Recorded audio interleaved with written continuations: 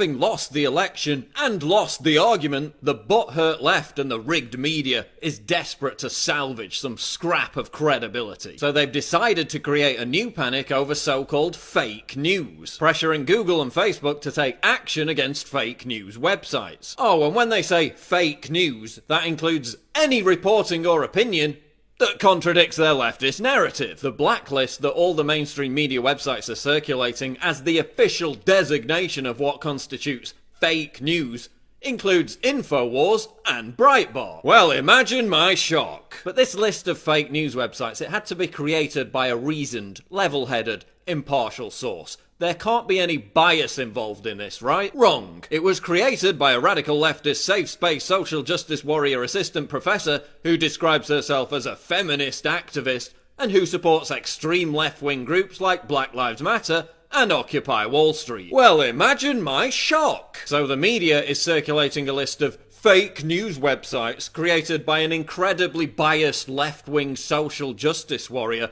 which just by coincidence is full of conservative news websites, and then demanding Google and Facebook censor that content. This is all happening while Twitter also mass purges so-called alt-right accounts for daring to express unauthorized opinions. They're also promoting a Chrome browser extension that automatically flags so-called fake news websites based on this same SJW-created blacklist. And, imagine my shock, Infowars.com is on that list. Listen, we all know that there are actual fake news websites. They're pretty easy to spot, and some of them even admit that they're fake news websites. But there's a difference between fake news stories like this and having a conservative opinion. And anyway, who gave the mainstream media the right to be judge, jury, and executioner of what constitutes fake news? All you do is put out fake news. You're the aficionados of fake news. You put out the fake news that Hillary Clinton was 98% likely to win the presidency. You printed out and shipped copies of Newsweek celebrating Madame President. You said the Cubs had a smaller chance of winning than Donald Trump. You put out fake rigged polls that were proven spectacularly wrong. You put out fake rape stories that ruin people's lives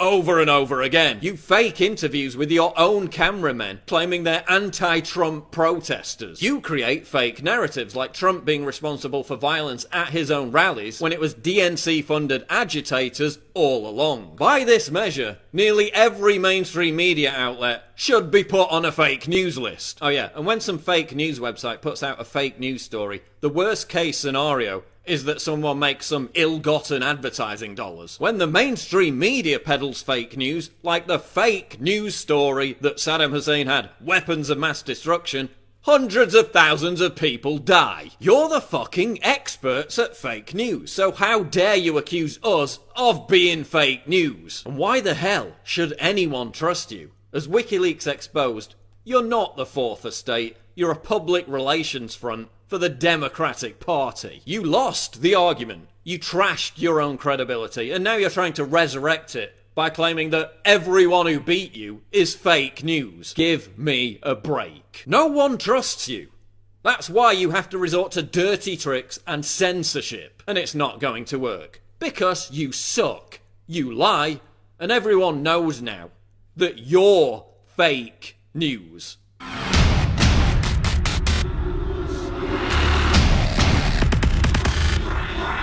What?